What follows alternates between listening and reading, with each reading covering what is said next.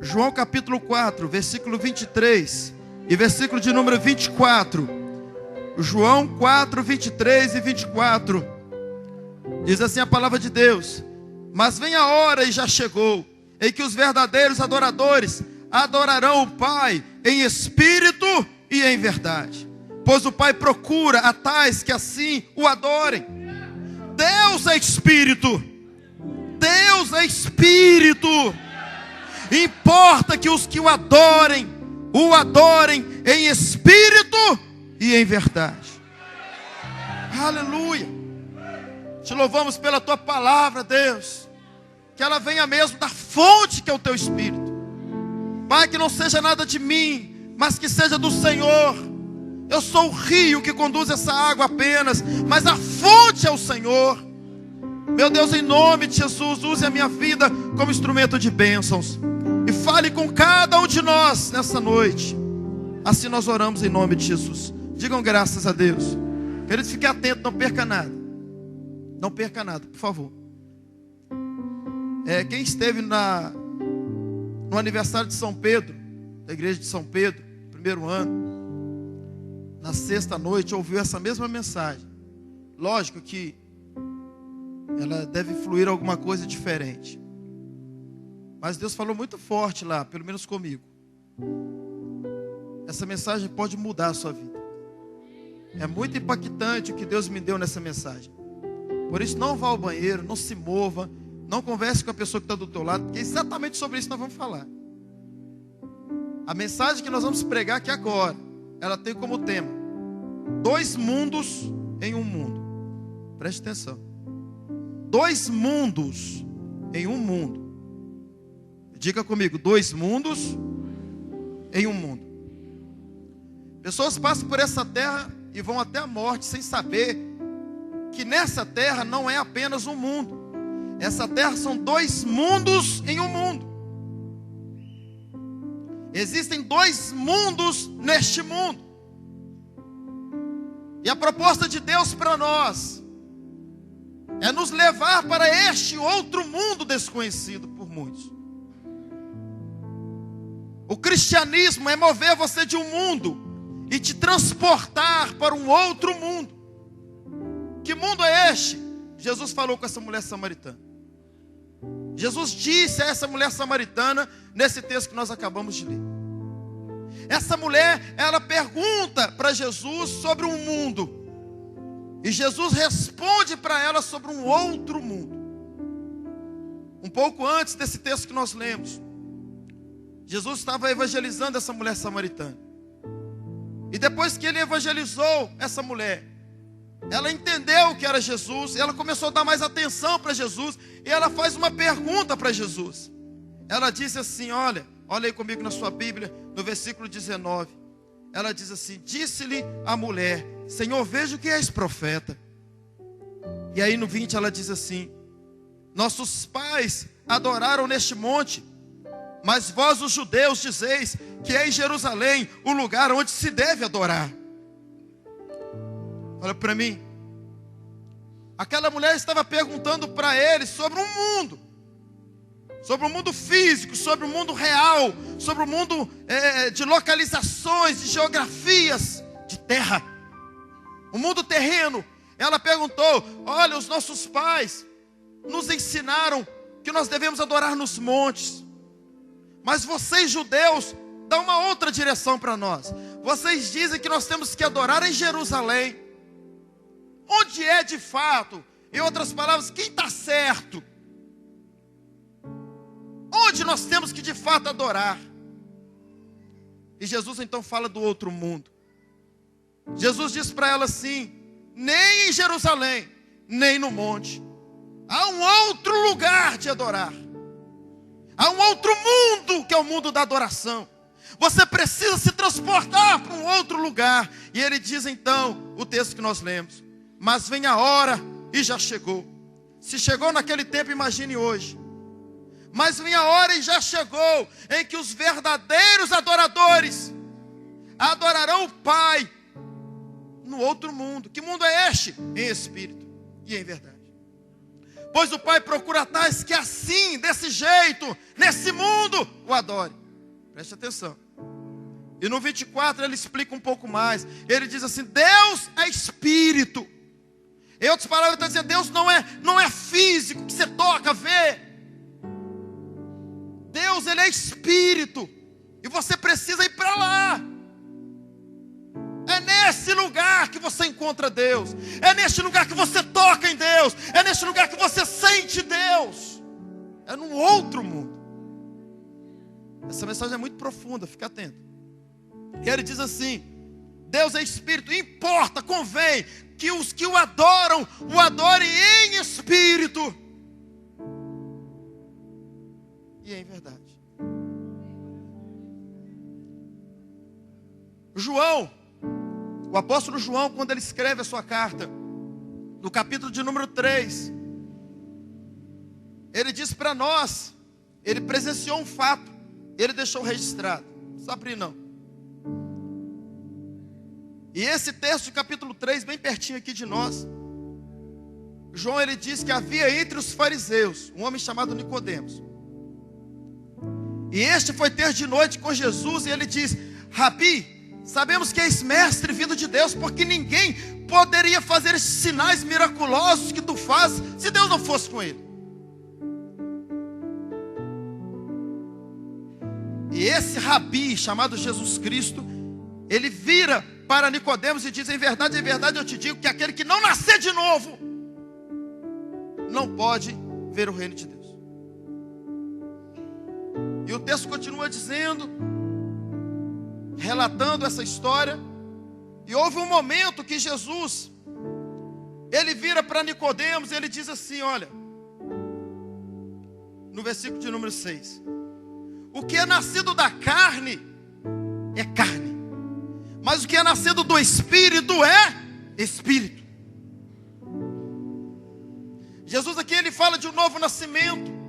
Eu não sei se você sabe, mas quando você se rende a Cristo, o seu espírito renasce. Você passa a ser alguém agora espiritual. Deus não chamou você para viver nessa esfera terrena mais. Quando eu digo viver, eu estou dizendo no sentido espiritual. Mas viver na esfera espiritual. É nesse lugar, na esfera espiritual, que se encontram as batalhas, as lutas, as guerras. É lá que estão os demônios. Mas também é lá que está a nossa vitória. É lá que está a nossa paz. É lá que está a nossa bênção. É lá que está a nossa cura. É lá que está a nossa provisão. É lá que está o milagre. É lá que está o nosso Deus Todo-Poderoso. O El Shaddai, o grande eu sou, o príncipe da paz, o alfa e o ômega, o conselheiro maravilhoso, Deus forte. É lá nesse mundo que a gente encontra ele. É lá a guerra. Aqui é a materialização da vitória. Eu não guerreio nesse físico, eu guerreio no espiritual. O espiritual governa o físico. É aqui que eu decido a minha vida. É aqui que eu decido o meu futuro. É aqui que eu decido 2017. É aqui que eu decido as causas da minha família. E daqui a pouquinho materializa aqui.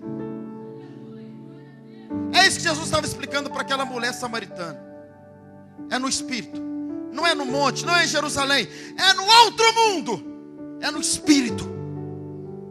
É no mundo espiritual a nossa vitória. Sabe por que muitos perdedores? Porque guerreiam no físico.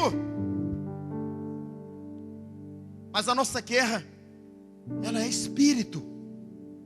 Ela está no mundo do espírito. Paulo, quando ele escreve aos Filipenses, ele diz assim: a nossa pátria está nos céus, onde também aguardamos um Salvador, o Senhor Jesus Cristo. É um outro reino, é um outro mundo. E nós precisamos nos transportar para lá. Como que eu faço isso, pastor? Desligando as coisas terrenas. Na prática mesmo, é orando mais, jejuando mais, lendo mais a Bíblia, buscando mais a Deus. Queridos, nós precisamos ser menos carnais, mais espirituais. Porque é nesse mundo do espírito que acontecem todas as guerras, todos os embates, todas as lutas estão lá. E é lá que eu preciso ir para vencer. Muitas vezes nós estamos lutando no físico com situações espirituais. Derrota certa. Por quê, pastor? Porque o espiritual é mais forte que o físico. O espiritual governa o físico. Não é o físico que governa o espiritual. Você quer ver um exemplo? Vocês lembram quando aquele gigante chamado Golias, ele estava diante do exército de Israel, um grande exército, e a Bíblia diz que ele ficou ali 40 dias desafiando Israel. E ele dizia assim: olha, quem aí quer vir contra mim?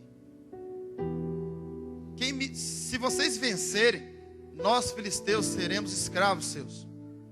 Agora, se eu vencer, só eu, não são os filisteus, só eu. Se eu vencer, vocês serão nossos escravos. A Bíblia diz que foram 40 dias desafiando. E aquele gigante, ele era grande, ele tinha mais de 3 metros de altura.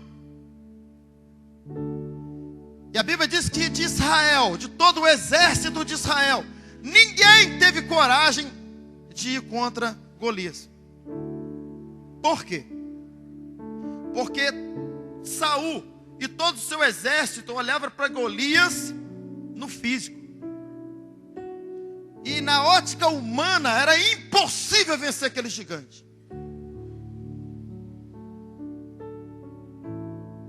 Até que a Bíblia diz que apareceu um homem chamado Davi, de estatura baixa. Foi levar comida para os irmãos. E ele olhou e falou assim: o que está acontecendo aqui? Que alvoroço é esse? E aí contaram a história para ele. Nós sabemos muito bem dessa história. E aí ele disse para Saul: eu quero lutar contra esse gigante. Eu vou contra ele. Por que Davi topou a parada?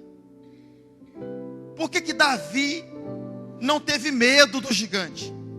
Porque Davi foi para o outro mundo.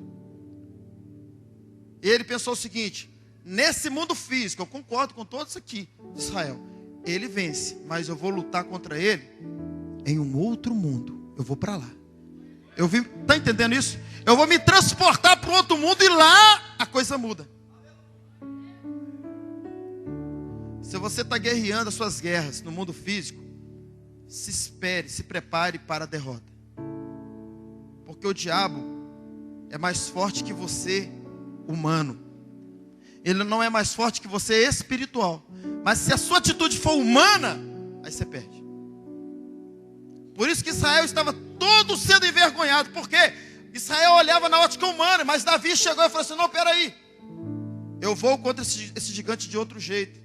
O texto diz que Davi falou para Saul. Saul então pegou as armas dele e começou a colocar aquelas armas: escudo, couraça, capacete em Davi, lança. E Davi ficou todo pesadão. Não é assim que eu sei lutar, não, Saul. Em outras palavras, assim vocês já tentaram, não deu certo. É de outro jeito. Aí diz a Bíblia que Davi abandonou tudo e chegou diante do Golias e disse: você vem a mim no físico. Você vem a mim com espada, escudo, lança, tudo que é físico, humano, real, material. Mas eu vou a você em outro mundo. Eu vou a você de outra forma. A minha guerra é outra. Eu vou a você em nome do Senhor dos Exércitos. E aí ele venceu. Nós só vencemos as guerras no outro mundo, no mundo do Espírito.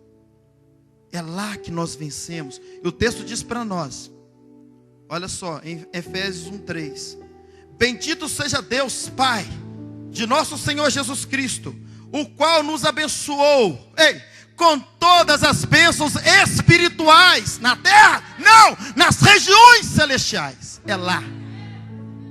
Vou ler de novo.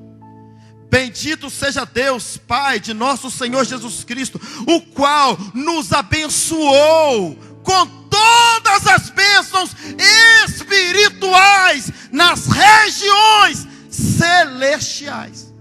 É lá a nossa vitória. É lá. O crente precisa se transportar para o mundo do espírito. Ser menos alma e mais espírito. Menos carnal, mais espiritual. É lá que nós temos que viver. Você está ali trabalhando? Viva no mundo do espírito. Você está dentro do ônibus? Vá para o mundo do espírito.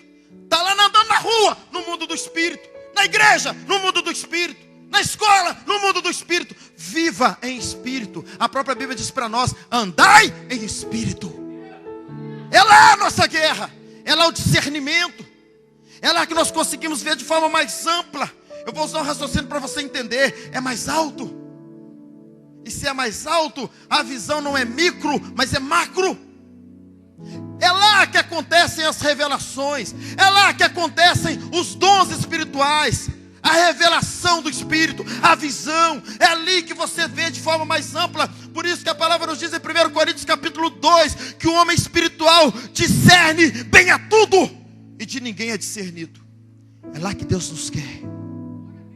É lá que Ele está. Pastor, e como é que eu faço para ir para lá? Desliga a alma e liga o espírito. Desliga a alma. Seja menos alma e mais espírito. Mais espiritual. Porque é no espírito a nossa guerra. A nossa pátria não é na terra. A nossa pátria, ela é no céu. Romanos 8:6 diz assim: pois a inclinação da carne, da alma, é morte, mas a inclinação do espírito é vida e paz. Quando Jesus estava nessa terra, Ele disse assim para os discípulos: eis que vos deixo a paz, eis que vos dou a minha paz, eu não a dou como o mundo a dá. Está falando dos dois mundos. Ele está dizendo assim: o mundo, esse mundo, essa esfera física tem uma paz, mas a minha é no outro mundo, é em outra esfera. Vem para cá. Está falando desses dois mundos. A paz que o mundo te dá é na alma, mas a paz que eu te dou é no espírito.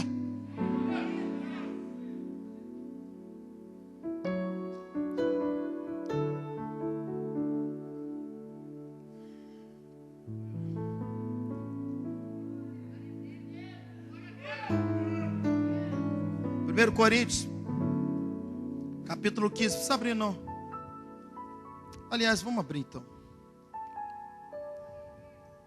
1 Coríntios. Aleluia.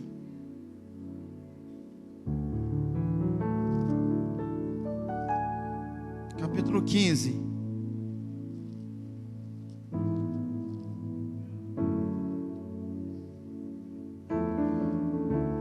Olha o que diz o versículo de número 45, 46 e 47. Tem muitos textos que respaldam o que estamos falando. Olha o que diz para nós, Paulo dizendo aos Coríntios, e é para nós hoje. 1 Coríntios 15, 45 em diante diz: assim também está escrito: o primeiro homem, Adão, foi feito alma vivente, mas o último Adão, está falando de Jesus, foi feito espírito vivificante. Deus não chamou você para continuar na natureza adâmica, mas Deus chamou você para agora estar na natureza de Cristo, que é o último Adão. E a natureza do último Adão é espírito. Espírito vivificante. Não é mais alma vivente, mas espírito vivificante. E o texto continua para nós, vamos lá. Mas não é o primeiro espiritual, senão o animal, depois o espiritual.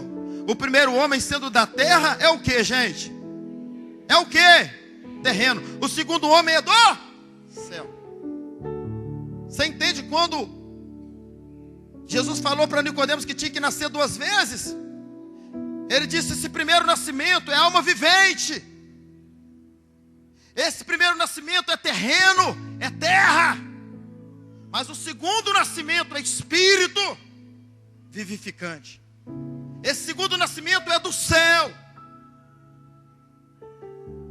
E essa é a proposta de Deus para nós.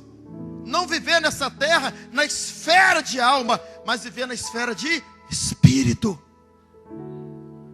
Quem está entendendo, diga amém. Nós temos outros casos na Bíblia, como por exemplo, Eliseu e Geazi. É uma outra história também, que a Bíblia diz para nós que quando Eliseu estava revelando tudo a Israel, os sírios ficaram apavorados, preocupados, bravos com Eliseu. E diz a Bíblia que eles vieram contra a tenda de Eliseu e acamparam carros e cavalos ao redor de Eliseu para acabar com a vida dele naquela época. E diz a Bíblia para nós, preste atenção, diz a Bíblia para nós que o moço de Eliseu acordou primeiro. E ele acordou bem cedinho. Quando ele chegou na porta da tenda, ele viu aquele grande exército de sírios para pegar Eliseu, porque Eliseu estava revelando tudo que os sírios estavam armando contra Israel, para o povo de Israel.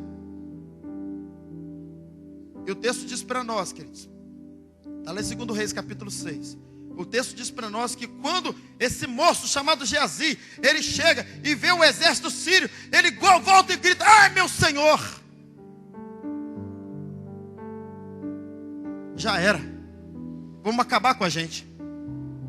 Aí diz a Bíblia para nós que quando Eliseu levanta, Eliseu chega na porta, e Eliseu olha, sabe o que Eliseu fala?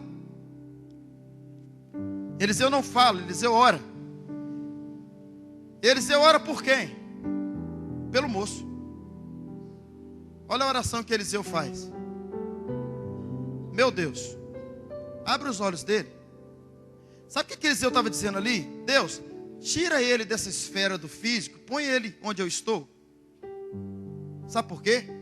Porque Eliseu não viu esse exército de sírios, mas a Bíblia diz que Eliseu viu carros e cavaleiros e carruagens de fogo, de anjos, que já estavam ali para defendê-lo. Quando Eliseu viu, ele não viu o inimigo, mas ele viu o amigo. Ele não viu o adversário, mas ele viu a proteção. E ele, em outras palavras, ele estava dizendo exatamente isso: Deus, mostra para ele o que eu estou vendo.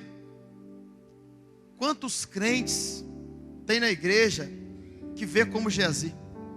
Só vê o problema, só vê a luta, só vê a prova, e por isso só murmura, reclama e só perde. Almático demais, muita alma.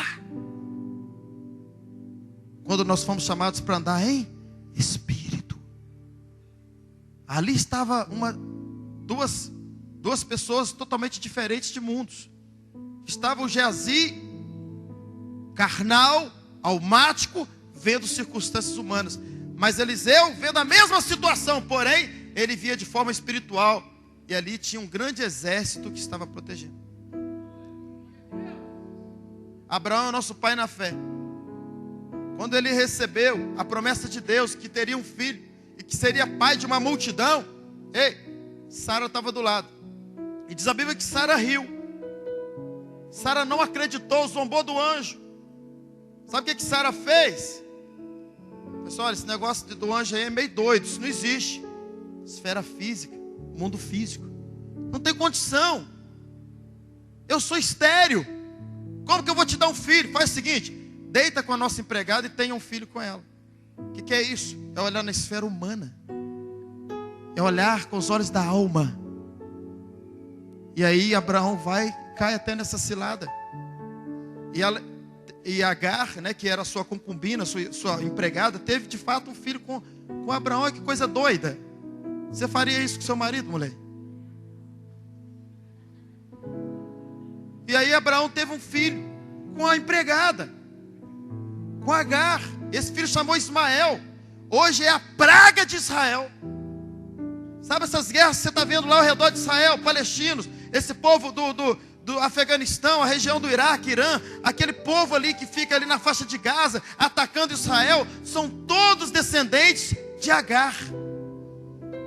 Olha a consequência da dúvida, da incredulidade. E aí depois Sara teve o filho, como Deus havia prometido, do ventre dela.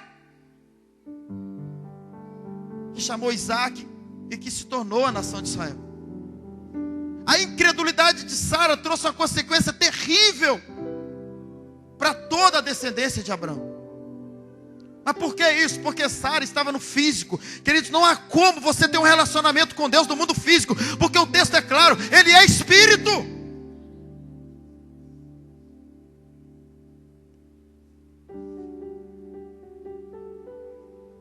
Quem está entendendo, diga amém.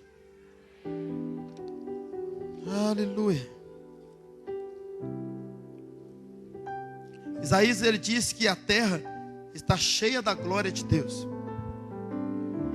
A terra está cheia da glória de Deus. Mas como eu sinto essa glória, pastor? No mundo do Espírito, me transportando para o Espírito, trocando a miúdos. Precisamos ser mais espirituais, menos carnais. Agora, pastor, como que é isso na prática?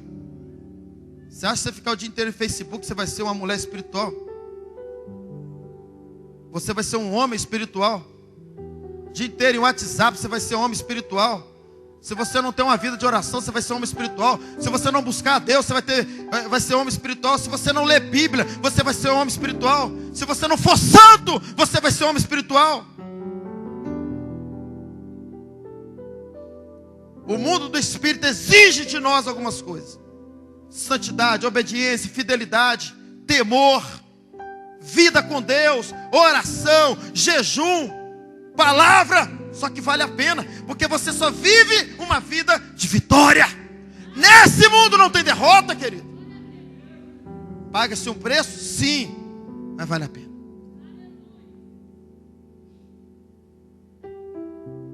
Nós temos visto nos dias de hoje uma igreja mais derrotada do que vencedora. Mas por quê?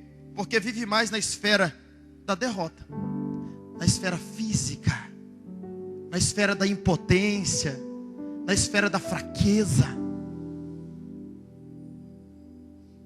Mas Deus nos chama para o mundo do Espírito. Isto é, sermos mais espirituais e menos carnais. No mundo do Espírito, querido, a palavra nos garante que nós somos o quê? Mais do que vencedores. Vale a pena ir para este lugar. Vale a pena nos transportar para lá.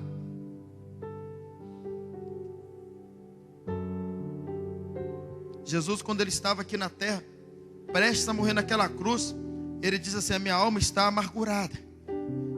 E houve um momento em Mateus 26 que ele gritou assim: Pai, se possível for, passe de mim este cálice. A alma de Jesus naquele momento gritava. Mas Jesus recobrou o espírito e disse: todavia que não seja feita a minha vontade, mas a tua, Espírito. Quantas decisões você pensa tomar na alma e o pior você toma? Por exemplo, no momento de uma ira, você não pode deixar sua alma agir, senão você toma decisões erradas. No momento de uma mágoa, de um ressentimento, de uma tristeza, tem muitas pessoas que a alma estão na igreja, crentes, a alma está muito viva, quando a proposta do Evangelho é matar a alma, matar as vontades. É dor, é cruz, é espírito vivo, alma morta.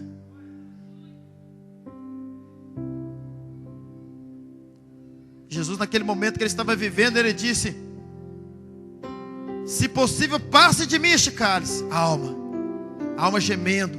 A Bíblia diz que ele suou gotas de sangue na aflição. Os cientistas dizem que é o ápice da agonia.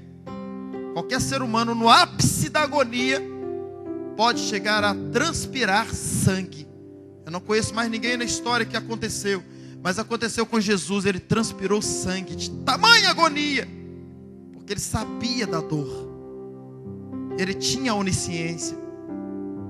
A alma gritou: Pai, se possível, passe de mim este cálice.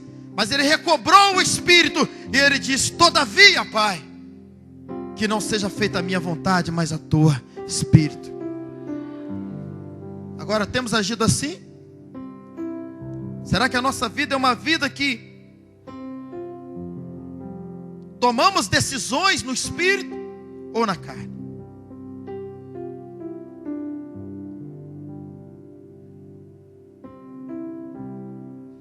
E aí você pode fazer sua listinha aí, né? Quais as decisões que você tomou nesse ano?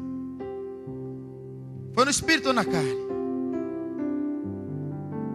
Poderia citar algumas coisas aqui, mas eu vou deixar o Espírito Santo trabalhar. Vou deixar Deus falar contigo. Recline a tua cabeça.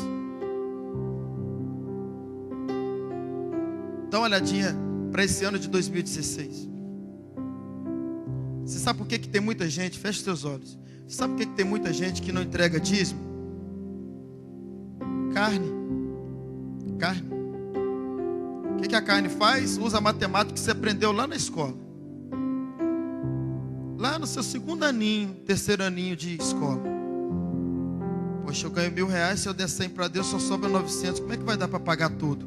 Alma.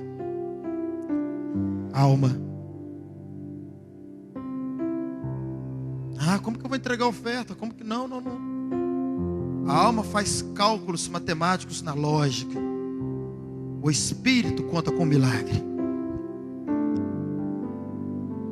O Espírito acredita no impossível. Sabe por que muitas vezes você murmura? Alma.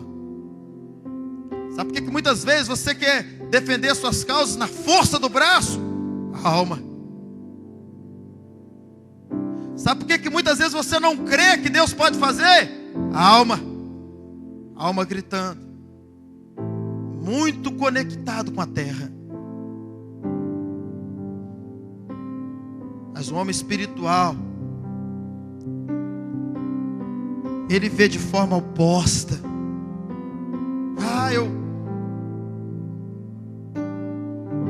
Nos cálculos do céu vai sobrar. No governo de Deus, a minha família vai ser salva. No mundo do Espírito, eu serei curado dessa doença. No mundo do Espírito, o mal não tem poder contra a minha vida. Se transporte para lá.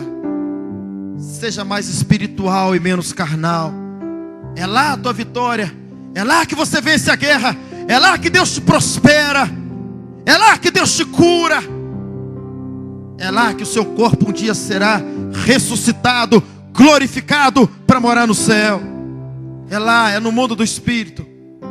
É lá a nossa guerra e consequentemente a nossa vitória. É lá que nós somos mais fortes. Por isso que o profeta Joel, ele diz: diga ao fraco, eu sou forte. Fraco na alma, forte no espírito. Fraco no mundo físico, forte no mundo espiritual. Você não é alma mais, você é espírito.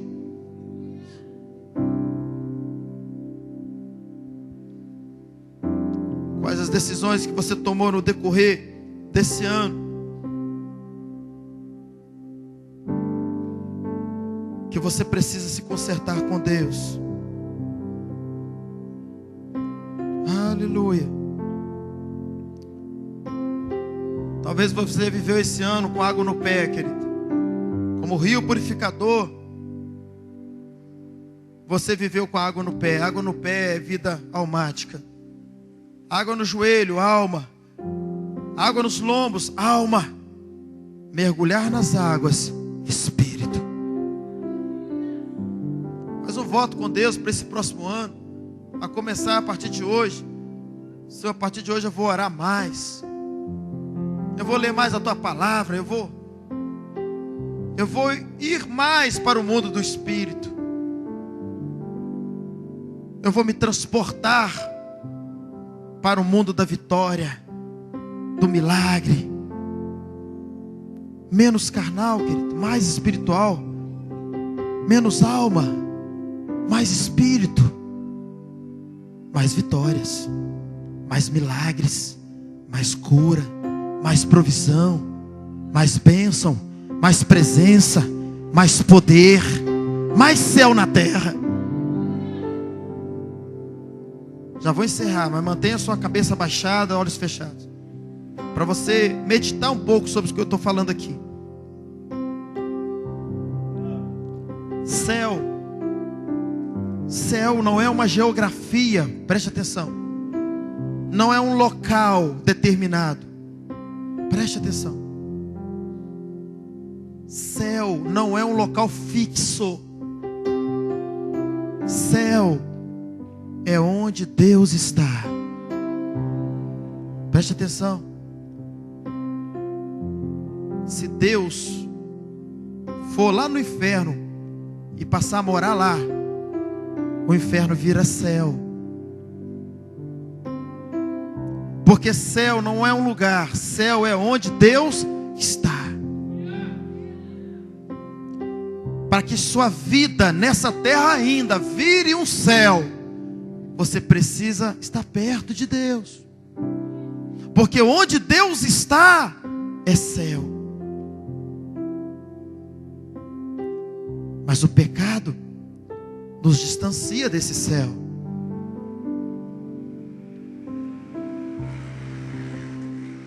Uma vida que não é uma vida de oração nos distancia desse céu.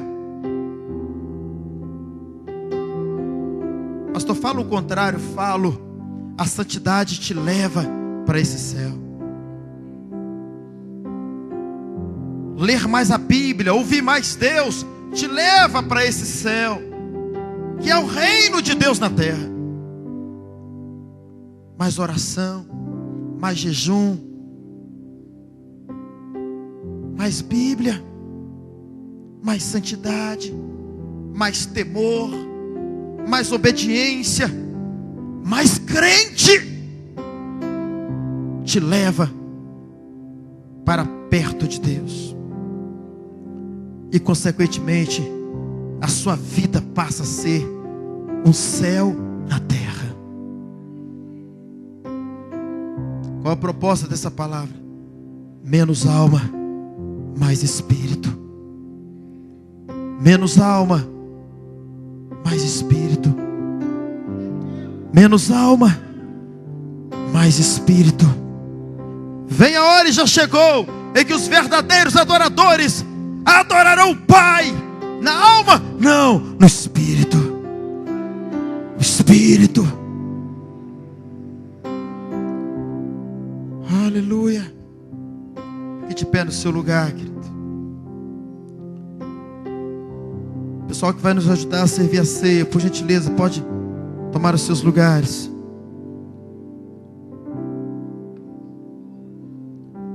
Aleluia. Mantenha os teus olhos fechados, desliga não. Há um exercício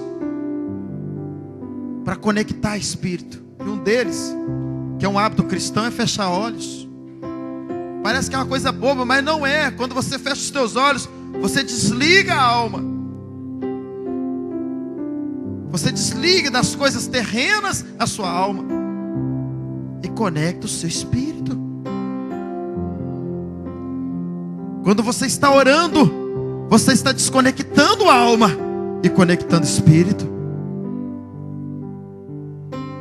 Quando você está em jejum, quando você está lendo a palavra, é desconexão de alma e conexão de espírito.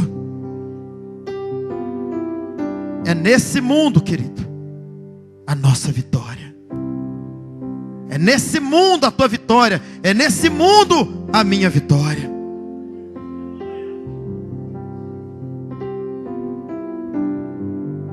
Aleluia.